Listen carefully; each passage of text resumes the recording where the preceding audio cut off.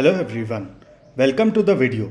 Today we are going to solve the problem minimum insertions to form a palindrome. In this problem, we are given a string and we have to return the minimum number of characters that we should insert such that this string becomes a palindrome. This problem again tests the very fundamental approach of problem solving: recursion, dynamic programming, memoization, and then bottom up approach. If we get comfortable thinking through this, we can use this approach to solve a large number of tough problems which are based on the same technique. We are going to solve this problem today. We won't directly jump to the solution, but we'll go through the thinking process and build the solution.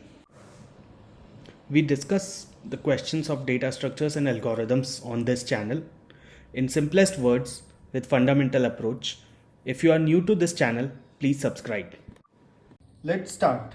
To begin with, let us first note the key things given in the question. We are given a string S and we have to find the minimum characters that we should insert in this string such that this string becomes a palindrome. So if we consider an example, if we have the string AB, we just need one more character. Why? Because ABA will become a palindrome. Similarly, if we consider another example, ABCD, then for this we need 3 characters to be inserted to make this a palindrome. So if we consider our solution as a black box, we are getting a string S as an input and we have to return an integer as an output. So what will our function signature look like? Our function signature will look something like this. Let us first briefly recap what we did in the previous video.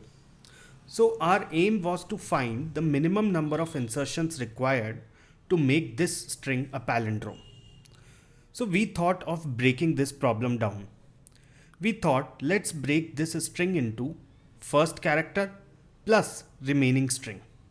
Now if somebody tells me the answer to this remaining string, let's say M, then I know what is the answer to this whole string. It is M plus 1. Why? Because I just have to add this A character somewhere at the end. And this is already a palindrome by M insertions. Great. But then there was another way of breaking this down. I could have kept it as the first part of the whole string plus last character. Now this could also be solved in a similar manner. Somebody could tell me the answer to this whole string and I would know that if the answer to this whole string was n, then answer to complete ABCD would be n plus 1. Then we realized that our example is a special case where first character and last character are different. It was possible that first character and last character were same as well. So we thought let's say our example was ABCDA. Then we would have another way of breaking this string. First character plus remaining string plus last character. Now if somebody tells me the answer to this middle remaining string, then I know that overall answer for this overall will be O as well. Now if I have to choose the answer for ABCD among these 3 candidate answers, what will I choose? The minimum of the 3, because we have to return the minimum. So this way we broke our problem down into smaller problems but similar problems. Only their input size was getting smaller. So that means we were using recursion. Once we knew that we have to use the recursion, we wrote the recursive relation for the problem. And as we wrote the recursive relation to the problem, we also identified the inputs to the recursive call. The input to the recursive method call was just the substring of the original string.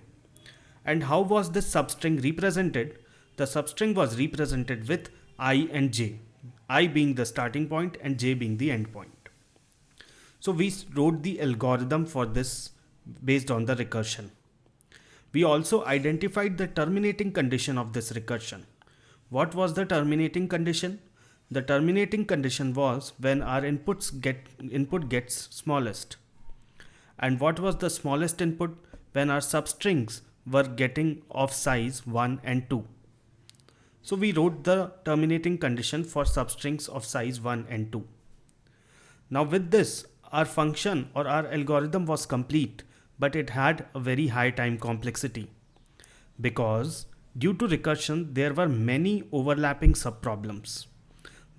We had many cases where for the same input, we were calling this method call again and again, resulting in duplicate calculations. So how did we solve it? We used map. For any input, whenever it came for the first time, we put its result in the map that hey, for this input, this is the answer. And before calculating for any input, we checked first in the map if we have seen this input before.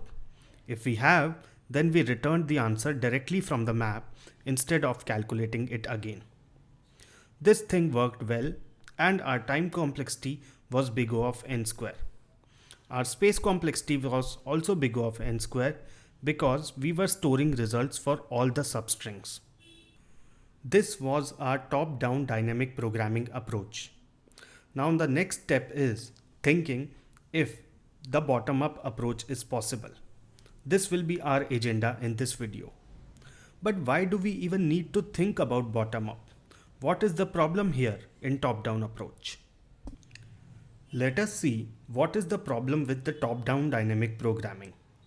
Now this is any general recursive method call which takes some input. Why is this a recursive method call? Because it is calling itself with some other input. Now let's see what will be the memory footprint like for this recursive method call. So first of all, whenever any method or any function is called, it occupies some space in the memory. So since first we call using input 1, it occupies this space in the memory. Now it is calling itself with input 2. So now the next call will be with input 2. So we will need some more space in the memory for input 2 call. Note that when we have called input 2, this method call, first method call is not finished. So this space cannot be cleared up yet. And similarly, when we would have called with input 2, here it would have been calling with some other input 3 as well. And this can go on and on and on. So if our original input is very large and we take a lot of time in reaching the base condition or terminating condition, this stack will grow very huge. And that is occupying memory, precious resource, space. That is the problem with recursion. This space is being occupied because there are so many method calls. If recursion was not there, we would not have made so many method calls and we would have saved on this space. So we should think of bottom-up dynamic programming. Let us start thinking the bottom-up approach for our problem. We will still use the same insight. What insight? That we can use the answers to smaller problems to solve our larger problem. But this time, instead of going top down, we will go bottom up. What does this mean? Let's see. In the top down approach, we called for some input. Let's say I and j. What does this input represent? This input represents the substring between I and j. Now while trying to solve for this, we had to call the same method for smaller input like I plus 1 j, then I j minus 1 and then I plus 1 j minus 1. We did that over and over again in every recursive call till we reached the smallest possible input size, the length being 1 and 2. So that is why this is top down. Our input is getting smaller and smaller with every method call. In bottom up, we will go the opposite way. We will first solve for length 1 substrings, then we'll solve for length 2 substrings. We'll use their answers to solve for length 3 substrings, length 4 substrings. Then we'll use their answers to solve further till we reach and are able to solve for length n. And what is n? N is the length of the original string that was given to us in the question. Let's take an example to be clear. Let's say that we got a substring of length 7 as input to our function. That means difference between j and I is 7. Now for that we need the solution to I plus 1 comma j. If I to j is length 7, I plus 1 to j will be length 6, and similarly I to j minus 1 will also be length 6. I plus 1 to j minus 1 will be length 5. Now since we are solving bottom up, we will already have solutions for lengths 5 and 6. So we can use these to solve for our length 7. Now to be able to use these, we will have to store these results somewhere. And what is the information that we want to store? We want to store something like that, hey, for a pair of I comma j, that means for a substring that is between I and j, my answer is this. Let's say this number of insertions are required. Now what will be the best data structure to hold this information? It will be a matrix. And what should be the size or dimensions of this matrix? If the length of the original string that is given to us in the problem is n, then I and j both can occupy values from 0 to n minus 1. So the dimensions of this matrix can be n cross n. And any element, let's say this element will represent that for any substring whose starting point is this I and whose ending point is j, this is the number of insertions that is required. And how will we fill this matrix? Are we filling it in this manner? Row by row? No. Why? Because that would mean that we are filling the first row first. And that means I am filling the answers to all substrings that start from 0. But substrings that start from 0 could be of very large length as well.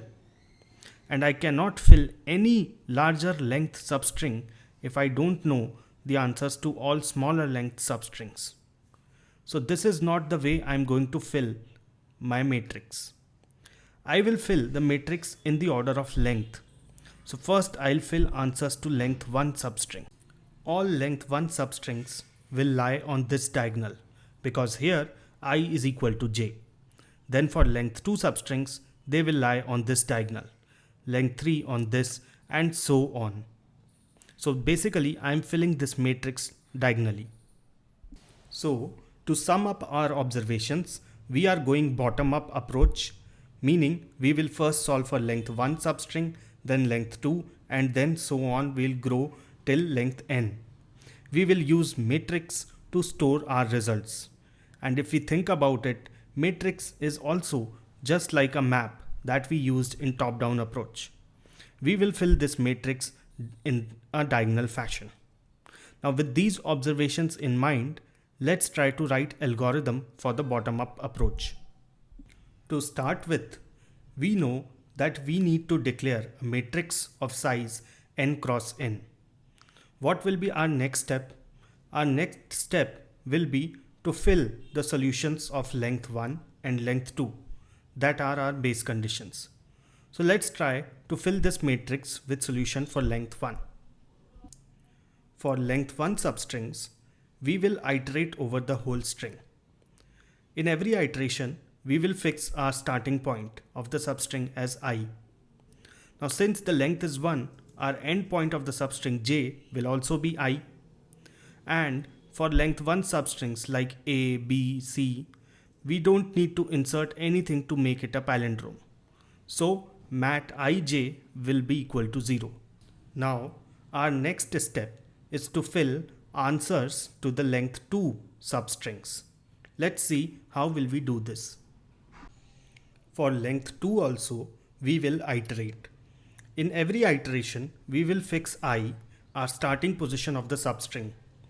Since length is 2, j will be I plus 1. Once we have fixed these, we have to fill mat ij. Now this can be either 0 or 1. It will be 0 if the two characters at I and j are same, and it will be 1 if the two characters are different. Now let's see how will we fill for all the lengths from 3 till n. For length 3 onwards, we will first iterate to fix a particular length. In every iteration, we will fix a particular length. Now, once a length is fixed, there will be many substrings of this length in that string. So we will again iterate. And in every iteration, we will first fix the starting position of that substring. Now, we know the starting position, we know the length, so we can calculate the end position of that substring. How will we fill mat ij? We will use this relation. We can calculate x, y and z because these are from I plus 1 to j, I to j minus 1 and I plus 1 to j minus 1. All of these are lower length substrings than we are trying to calculate. So these values will already be there in the matrix. So we will use these to calculate mat ij, and then we will later, finally, when all the iterations are done, we will return mat 0 and minus 1, as this will be our answer. So what is the time complexity of this solution? The time complexity is big O of n square because of two nested loops, and space complexity is also big O of n square because of the matrix that we are filling. Let us now go through the code for the same algorithm that we just discussed. You can also find the link to this code in the description. So first of all, we declare a matrix of size n cross n. We also declare a variable that indicates the length of the substring for which we are filling the matrix. We are calling this variable as gap. Now here we will fill for gap 1 to n this matrix. So we have called a function fill matrix to fill for each of these gaps. Now let's see how does this function do. This fill matrix, first of all, we fill for gap 1. Now for gap 1, we iterate and we fix the starting position as I, and our j will also be equal to I since the length is 1. We fill its values as 0 since length 1 substrings are always palindromes. Then we try to fill for gap 2 or length 2. For this 2, we again iterate. In every iteration, we fix I, which is our starting point. We find j, which will be equal to I plus 1. And if we check if the two characters at I and j are equal. If they are equal, that means this is already a palindrome. So its matrix value will be 0. If they are not equal, then we need one character to make it a palindrome. Then we try and fill for length 3 to n. So first of all, in every iteration, we fix a particular length or a gap. Then we again iterate to fix a starting position. So here we fix the starting position by the variable I. Then we go and calculate j as per I and length. Then we calculate x and y as we saw in our algorithm. This is calculated using the previous values that were filled in the matrix.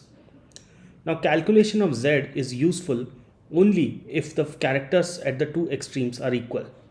So we check if the characters at I and j are equal. If they are, then we calculate z. And once we have the values of x, y and z, we fill the value of matrix ij, which is either the minimum of all three or it's the minimum of x and y. Once we have filled this matrix, we finally return matrix 0 and minus 1. In most of the interviews, this solution is acceptable. But in some tough interviews, you may be asked to optimize the space complexity further. Is further space optimization possible? Let's see. We are using this matrix to store the results, and that is why our space complexity currently is big O of n square. Why are we storing the results? We are storing the results because we will use these results of smaller problems to compute the result of larger problem. But do we need to store all of them? To compute the result of a larger problem, do we need all of the results at a time?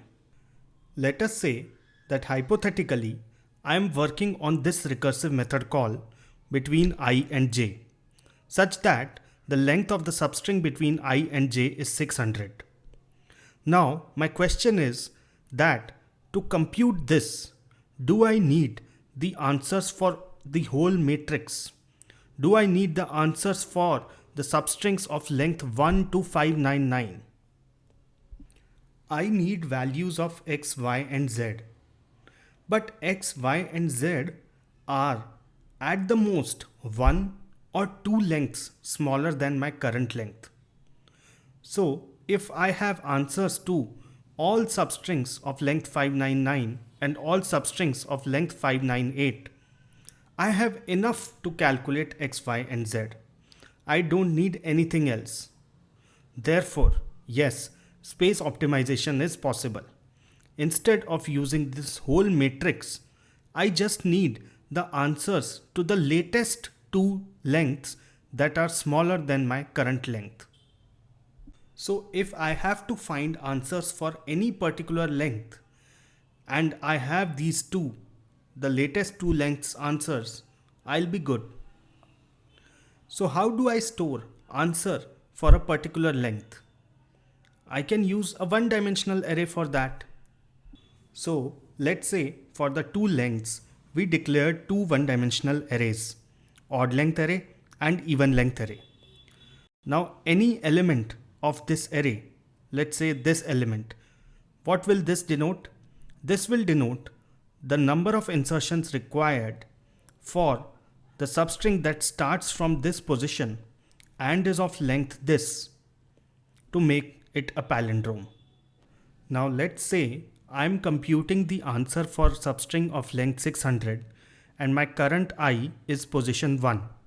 Okay, so now in that case, let's try to see if I can find the values of x, y and z. Now what will x depend on? Since I'm calculating from here to here, x will be dependent on right from next character till end. What will be the length of this substring? This substring's length will be 599, which is this I plus 1 to j. So where will I find the answer for this substring? I'll find the answer for this substring in this array, odd length array.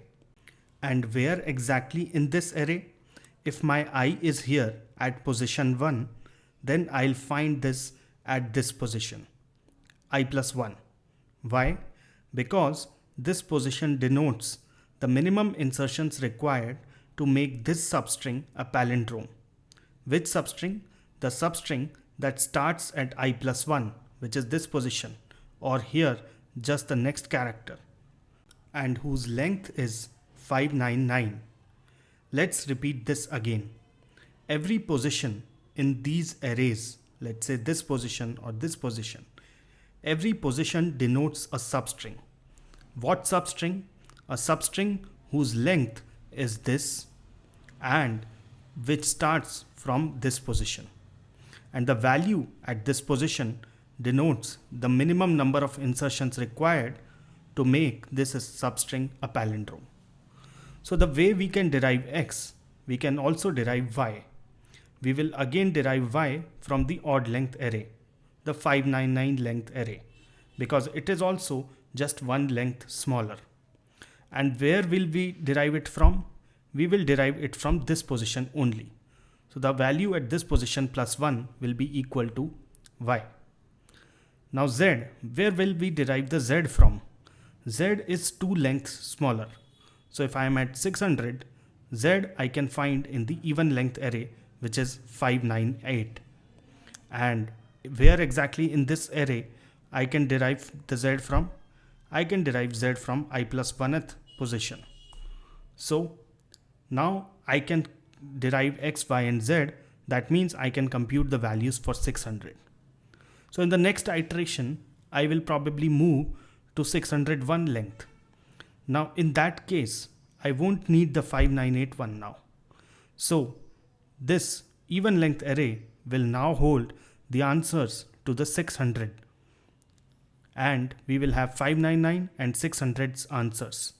To use these two, we will calculate and fill the 601's answers, and this will go on and on. So if we think about it, these diagonals are basically the one-dimensional arrays, odd length array and even length array that we are using. This is the odd length array of length 1, then even length array of length 2, then odd length array of length 3, and so on. Just that we always keep the size of these arrays as n for simplicity.